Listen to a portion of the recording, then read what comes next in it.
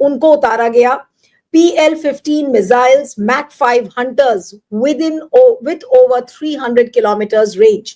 और जो एरी रेडार्स हैं, linking every shooter into a single deadly nervous system. What India saw was not just Pakistani pilots, यानी कि भारत सिर्फ पाकिस्तानी पायलट्स को नहीं देख रहा था, it was China's entire air warfare doctrine stretching from Skardu to Pasni. इस तरीके के डिटेल्स टेलीग्राफ में छापे हैं कि जो पूरा एयर डॉक्ट्रिन था वो चाइना का सामने नजर आ गया। अब जाहिर सी बात है कि उस तरीके की कैपेबिलिटी के लिए शायद हम तैयार नहीं थे। एंड द राफेल्स, अब आइए राफेल, आप सोचिए करोड़ों रुपए हम लोगों ने राफेल को खरीदने में लगाया था। फिर क्या हुआ? One Rafale valued at $250 million was reportedly shot down mid-air. हवा के बीच में ही एक राफेल को शूट किया गया। Another barely made it back, यानी कि दूसरा राफेल शायद फिर आया ही नहीं। The Spectra EW system designed to protect it was overwhelmed. Rafale जिस टेक्नोलॉजी से बचाया जाता है, जिसको हम स्पेक्ट्रा EW सिस्टम कहते हैं, उसको भी शायद ध्वस्त किया गया। PL-15 didn't come with radar, it came with AI guided silence. यानी कि कोई आवाज नहीं थी, कुछ नहीं था। जिस तरीके का नेटवर्क चाइना और पाकिस्तान ने मिलकर बनाया, उस नेटवर्क ने ये सारी चीजें ध्वस्त की थी। This wasn't a dog fight, it was an ambush, यानी कि घेरा गया है, राफेल को घेरा गया ऐसा लगता है। और ये टेलीग्राफ की स्टोरी के मैं पोर्शंस आपको पढ़ के सुना रही हूं, ये बहुत ही रिवीलिंग है। The Pakistani Air Force, aided by Chinese, targeting satellites and AWACS, executed a sensor fusion kill. The Rafales never got a lock, never even saw their adversary when the missiles hit. It was already over. यानी कि इस तरीके का एक overpowering network China और पाकिस्तान ने मिलकर बनाया, जिसकी वजह से इंडिया को क्या लगा। अब ये भी देखिए, ये पैराग्राफ बहुत इंपॉर्टेंट है। And India knew if one Rafale can fall, so can 5. That's why the fleet was grounded. That's why they stay 300 kilometers away from the border. Not because they lack courage, but because they now lack certainty. यानी कि Rafale को ध्वस्त करने की कोशिश की गई है, और ये एक स्ट्रैटेजिक एम्बैरेसमेंट है, यानी कि रणनीतिक रूप से ये हमारे लिए बहुत अपमानजनक हो गया। The implications are enormous. India's prestige weapon, the Rafale, fell to a Chinese missile fired by a Pakistani jet. That's not just a tactical failure. It's a geopolitical message. ये आपने एक कूटनीतिक मैसेज भी दिया। क्या था? ब्लूमबर्ग ने भी लिखा इसको लेकर। ब्लूमबर्ग के मैं पोर्शंस अब पढ़ रही हूँ।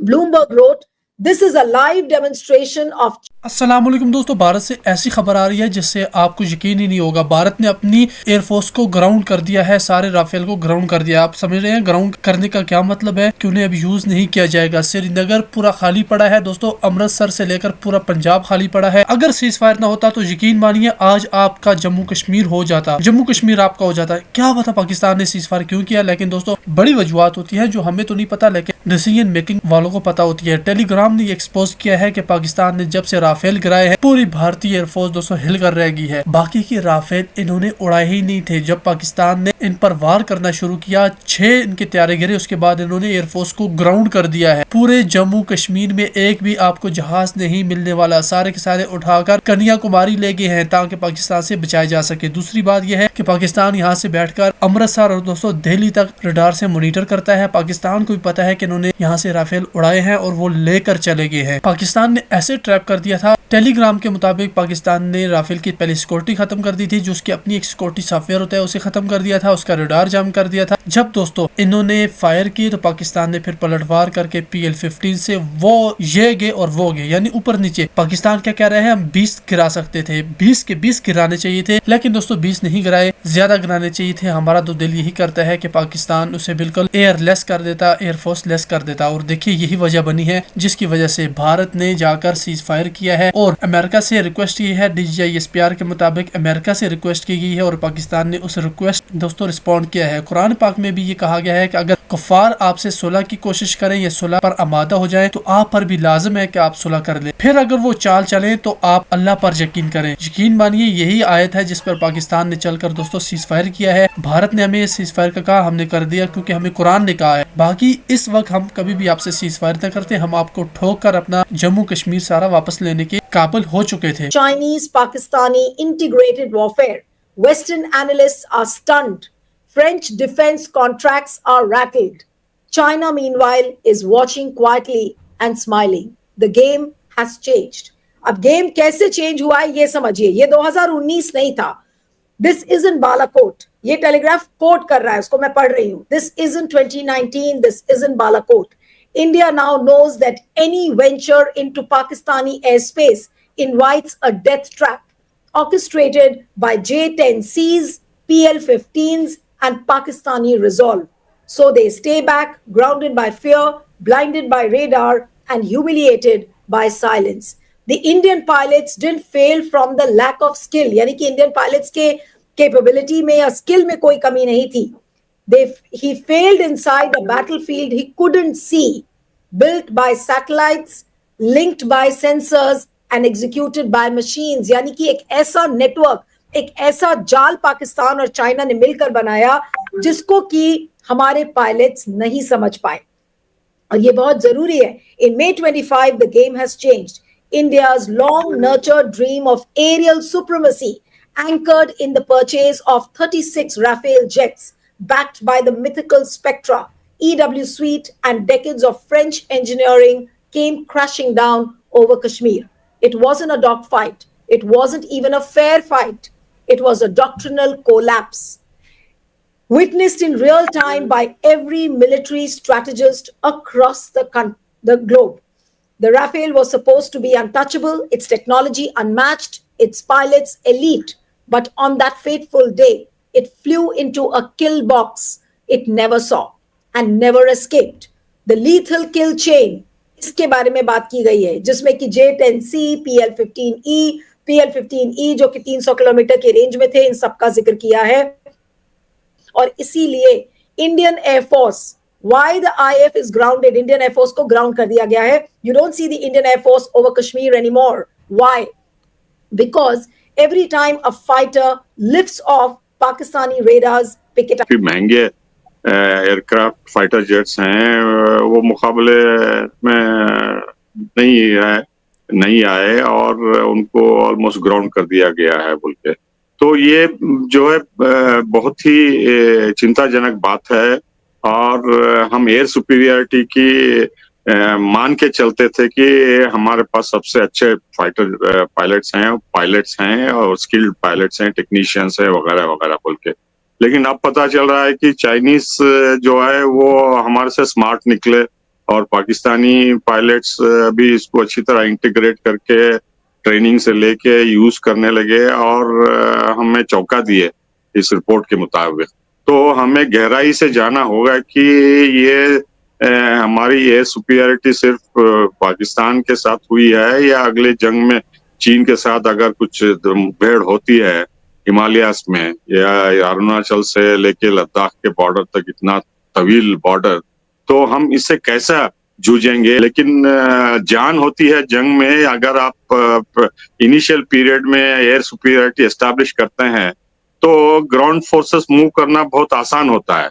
तो जब तक आप एयर कवर नहीं देंगे तो आपके इन्फेंट्री और आर्मर्ड कॉलम आगे बढ़ नहीं सकते और जो भी हम करना चाहते हैं वो जाके फंस जाएंगे और घेरे में आके उनको खदेड़ दिया जाएगा।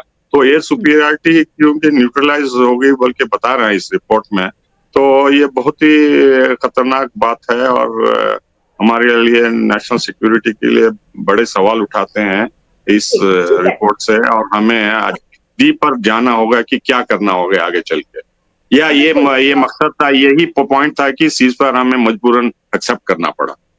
ओके, तो इसका मतलब ये है जो आप कह रहे हैं कि सीज फायर हमको मजबूरन एक्सेप्ट करना पड़ा, क्योंकि कहीं ना कहीं सरकार ने ये रियलाइज कर लिया कि जो भारत की एयर डोमिनेंस थी, यानी कि जो एयर सुप्रीमेसी थी, वो खत्म हो गई। अब मैं दर्शकों के लिए, इस समय हमारे साथ हजारों व्यूअर्स इस समय पब्लिक इंडिया पर जुड़े हुए हैं, मैं ये सिर्फ PL-15 मिलाकर चाइना और पाकिस्तान ने एक ऐसा इनविजिबल नेटवर्क बनाया है जिसकी वजह से हमारे पायलट्स ट्रैप हो गए। पायलट या पायलट्स, ये थोड़ा सा नंबर में फर्क हो सकता है, because we do not have an official confirmation कि कितने प्लेन्स गिरे हैं, कितने पायलट्स की डेथ हुई है या कितने पायलट्स इंजर्ड हैं। I am totally going by what Telegraph story written by Memphis Barker says. It very clearly says, and I'm going to repeat those lines for the viewers who are joining this network.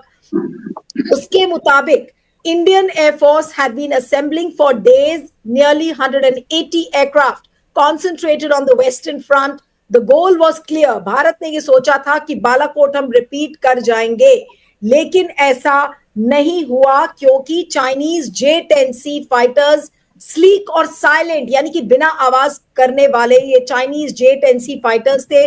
PL-15 missiles, Mach 5 hunters with over 300 kilometres range, जिनका इस्तेमाल China और पाकिस्तान ने मिलकर किया।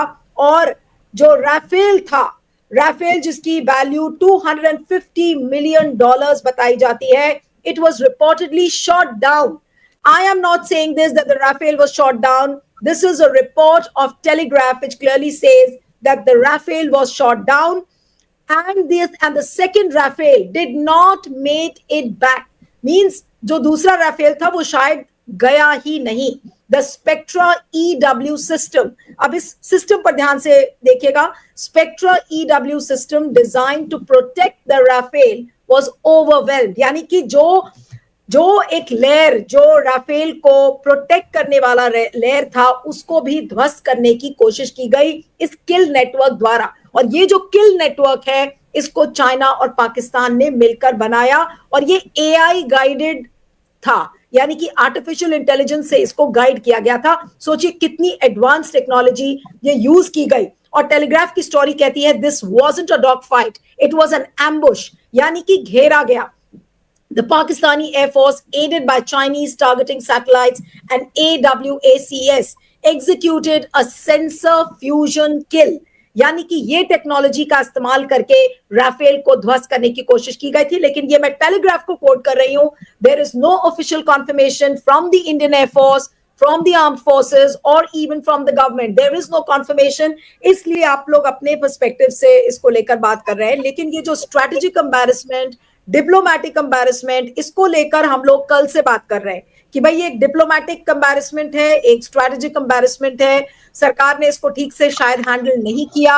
अब मैं मोहसिन के पास आती हूँ, Mohsin Raza Khan, I come to you now as an international affairs expert. इस पूरे जो घटनाक्रम पर आपको क्या कहना है, क्योंकि सोशल मीडिया पर मोदी जी के खिलाफ बहुत ज्यादा गुस्सा है, ऐसा लग रहा है कि हम अमेरिका के आगे झुक गए हैं। और डोनाल्ड ट्रंप का मैं एक ट्वीट दिखाना चाहती हूँ, उसके बाद मैं आपसे सवाल करूंगी। डोनाल्ड ट्रंप के उस ट्वीट को प्लीज अगर आप प्ले कर सके, ये संडे का ट्वीट है, अब इसको ध्यान से पढ़िएगा। I am very proud of the strong and unwaveringly powerful leadership of India and Pakistan for having the strength, wisdom and fortitude to fully know and understand that it was time to stop the current aggression that could have led to the death and destruction of so many and दो तीन चीजें हैं नीरू जी।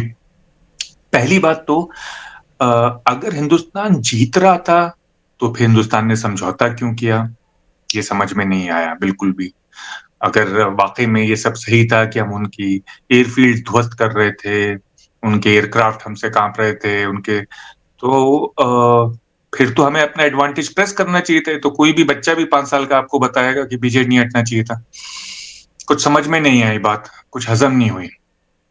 दूसरी बात समझ में नहीं आ रही है कि हमने स्ट्रेटेजिकली क्या गेन किया। हमने जब हम वॉर के बारे में पढ़ाते हैं तो हम जिसे हम गॉड ऑफ वॉर मानते हैं, कार्ल फॉन क्लॉज़विट्ज, उनकी एक किताब है ऑन वॉर। ये अलग बात है कि क्लॉज़विट्ज नेपोलियन को मानते थे गॉड ऑफ वॉर, बट हम उनकी किताब के हिसाब से चलते हैं जो पढ़ाई जाती हैं हर मिलिट्री एकेडमी में, यूएस में, यूके में, जापान में। चीन तक ने इसको ट्रांसलेट किया हुआ है कि हर वॉर का एक पॉलिटिकल ऑब्जेक्टिव होता है जो सबसे इंपॉर्टेंट होता है। वॉर 3 पार्ट में होती है, उनके हिसाब से 3 हिस्से होते हैं। पहला हिस्सा होता है हॉस्टिलिटी, नफरत, जो पब्लिक में और लोगों में होती है। दूसरा हिस्सा होता है आर्मी का मैनूवर, आर्मी का skill which is with in a sphere of uncertainty, यानी कि वॉर में कुछ भी हो सकता है। फ्रिक्शन भी है, फॉग ऑफ वॉर भी है, सब कुछ है।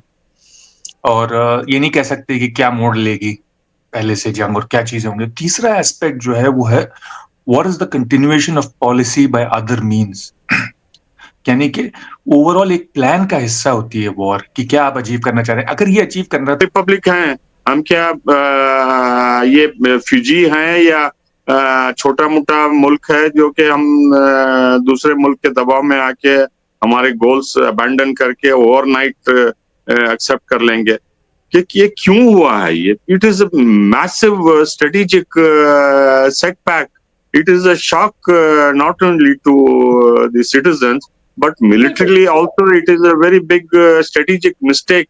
ये नहीं होना चाहिए था। ये कैसा हुआ, क्यों हुआ, ऐसा नहीं होना चाहिए था। डॉक्टर पाशा, एक सवाल आपसे और करना है, उसके बाद मैं दोनों ब्रिगेडियर आप्टे और एडमिरल ग्रेवाल के पास जाऊंगी कि अब ये जो मेस है, I call it a mess, it's a diplomatic mess, it's a strategic mess, it is a political blundering may be on the part of the government the way they have handled it, लेकिन इस mess से अब बाहर कैसे निकलेगी सरकार? क्या करना चाहिए मोदी जी को? I am not finger pointing again, we are trying to bring out solutions, what should Modi government do at this point of time? Doctor Pasha ji देखिए, हम अपने आप को ट्रैप में फंसा लिया है, अमेरिका की ट्रैप में, जो कि पिछले 70 सालों से पाकिस्तान के जरिए वो भारत पे दबाव डाल के ये अपने आप को पोजीशन करना चाहता था कि हम इसमें डिसाइसिव रोल अदा करेंगे, और वो सक्सेसफुल हो गए, जो कि हम पिछले 55 सालों से रेसिस्ट कर रहे थे। तो ये लगातार अब प्रेशर बनता रहेगा, और पार्लियामेंट में जब ये बहस होगी, अगर होती है, अगर गवर्नमेंट तैयार होती है, तो इसके जिम्मेदार सिर्फ 3 लोग हो सकते हैं, प्रधानमंत्री, डिफेंस मिनिस्टर और जयशंकर।